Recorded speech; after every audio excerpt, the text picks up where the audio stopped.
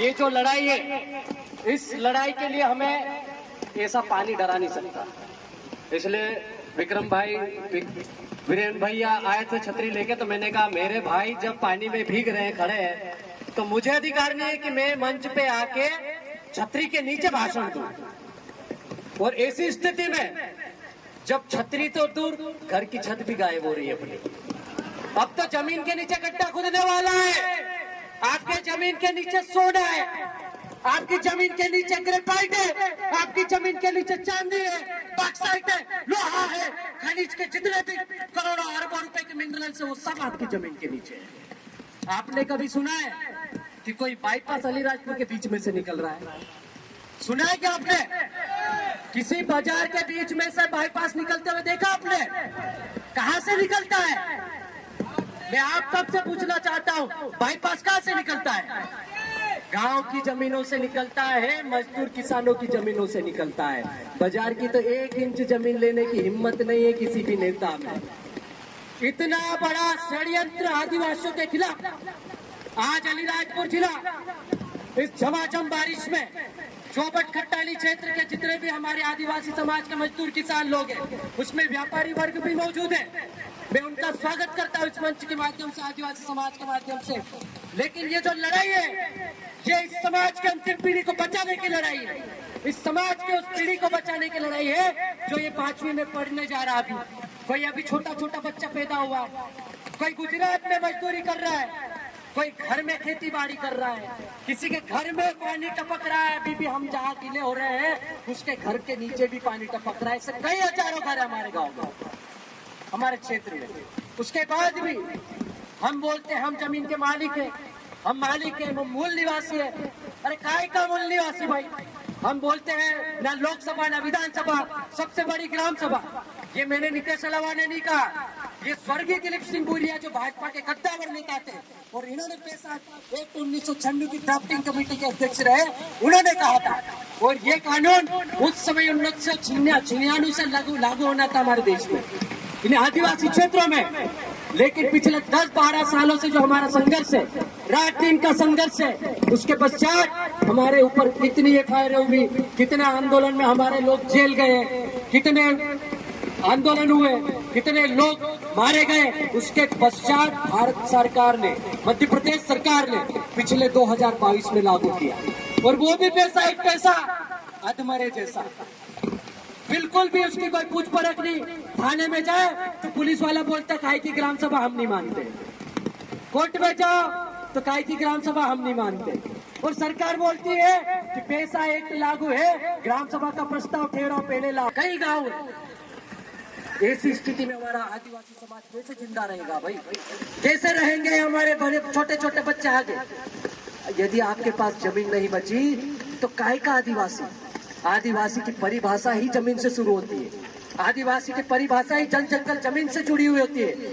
आदिवासी की संस्कृति सभ्यता इस धरती से जुड़ी हुई है।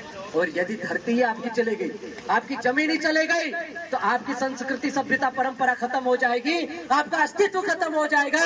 आपके जो मूल अधिकार है, आपके जो संवैधानिक अधिकार है, धीरे धीरे कतरते जाएंगे, खत्म होते जाएंगे। कल ही सुप्रीम कोर्ट के 7 जजों ने एक जजमेंट दिया कि अब आदिवासी समाज में या ST/SC का जो समाज है, वहां पे भी क्रीमी लेयर लागू किया जाएगा। क्यों भाई? हमारा एक व्यक्ति कलेक्टर बना अलीराजपुर से, तुम्हारे पेट में दर्द होने लग गया। हमारा व्यक्ति एकमात्र कैबिनेट में गया, तुम्हारे पेट में दर्द होने लग गया। हमारे जिले से पहली बार सांसद गई, तुम्हारे पेट में दर्द होने लग गया।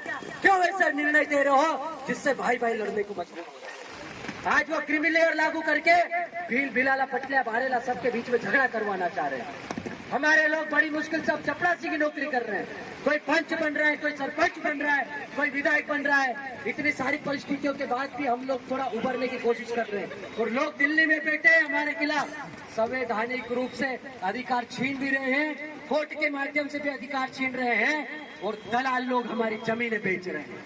इन दलालों के खिलाफ अब हमको सबको एकजुट होकर लड़ने का समय आ गया है। पूर्व वक्ताओं ने बहुत सारी चीजें बोली है। हमारे जिले के कद्दावर आदिवासी नेता महेश भाई काका पटेल ने भी बोला है कि अब हमें हथियार लेने की जरूरत है। वास्तव में ये बात सच है कि पहले हमारे बुजुर्ग लोग अलीराजपुर जिले में दिन में आए कि रात में आए, उनके हाथ में पालिया होता था, तीर कमान होती थी, उनके गले में गोपन होती थी। लेकिन हम लोग पढ़े लिखे लोग होंगे ना, तो हमने वो धीरे धीरे चीजें बंद करवा दी, हमने रखवा दी। लेकिन पुलिस प्रशासन क्या करता है, भगोड़े में भी कोई एक पालिया लेके आता तो आम से एक्ट लगाता है। इनको अभी आईपीसी सीआरपीसी को अच्छे से पढ़ना चाहिए, इनको 5वीं अनुसूची का पता होना चाहिए, इनको पैसा एक्ट पता होना चाहिए और आदिवासियों की रूढ़ी प्रथा का पता होना चाहिए। इनको पता नहीं है अभी भी। इनको ये पटेल को कब याद करते हैं, जब इनसे झगड़ा नहीं समझता है, तब गांव के पटेल को बुलवाते हैं, पटेल ने सरपंच तो आओ झगड़ बांध दो। लेकिन जब वो पटेल पहले झगड़ा तोड़ने की बात करता है, नहीं नहीं नहीं, इस पे कायमी होगी बोलते हैं। ये लोग मजाक बना के रखे आदिवासी क्षेत्रों का, मर्जी आए उस पर रासू का ठोक देते हैं, मर्जी आए उसको जिला बदल कर देते हैं। अबे तुम्हारे बाप का राज है क्या? ये आदिवासी क्षेत्र है, ये आदिवासियों का क्षेत्र है। यहाँ पर छीतू किरार जैसा योद्धा आदिवासी पैदा हुआ था, उसकी सरजमीं है ये। यहाँ पर पृथ्वीलाल भूरा जैसे बर्जर के क्रांतिकारी भी पैदा हुए।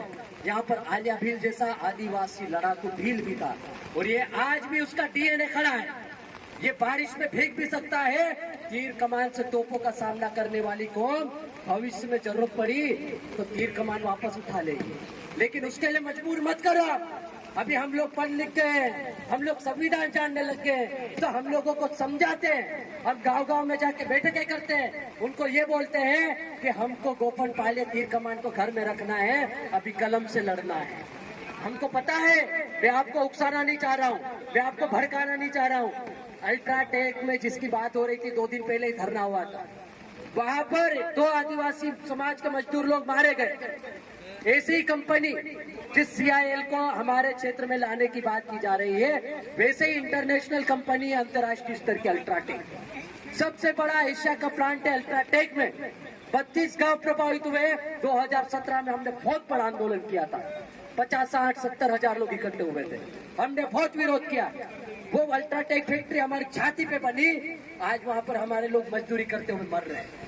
जब हमारे लोग गए वहाँ पर बात करने, तो वो फैक्ट्री वाला, वो मालिक जो मैनेजमेंट का अधिकारी था, वो बदल गया, बोले कि वो दुकान वाला वही जाने, हमारा कोई लेना देना नहीं। तो भाई कंपनी तो तुम्हारी थी। इतनी सी बात में हमारे लोगों ने थोड़ा वाद विवाद हुआ।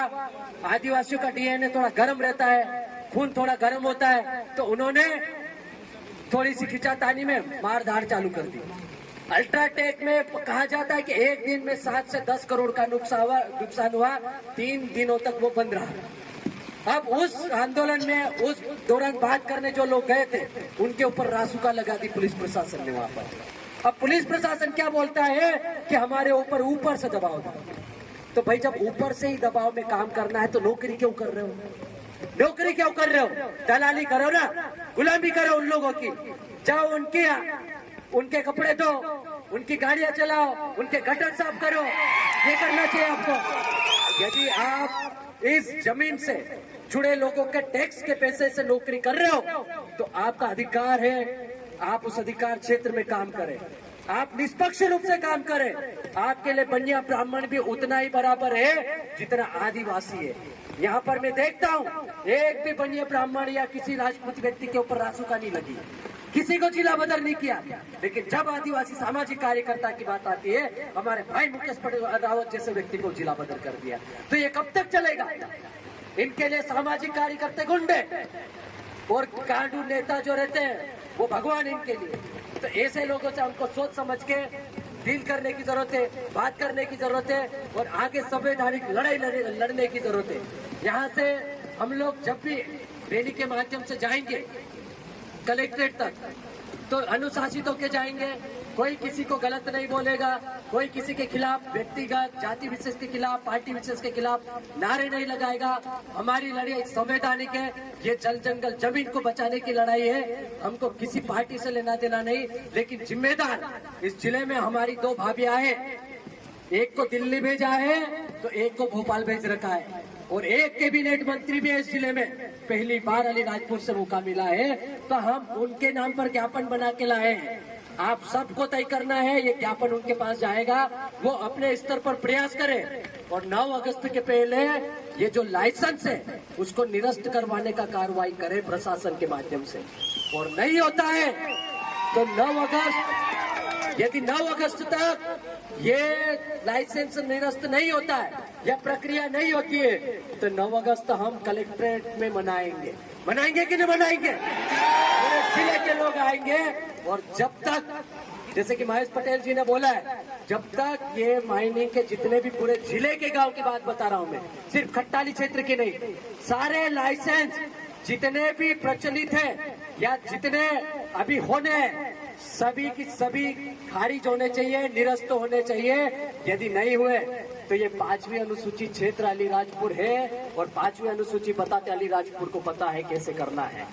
फिर हम लोग पूरे जिले की बाउंड्री को सील कर देंगे, हर जगह ट्रैक्टर बैलगाड़ी खड़ी कर देंगे, इधर ढोलिया साइड, उधर उदयगढ़ साइड, इधर बोरी साइड, इधर सोरवा साइड, ऐसे सारी की सारी बाउंड्रियां सील कर देंगे। कब तक?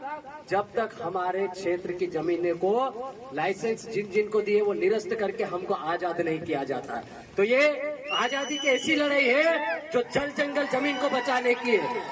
ये पार्टी के लिए नहीं है, किसी को नेता बनाने की नहीं है और किसी को नीचा दिखाने की लड़ाई नहीं है।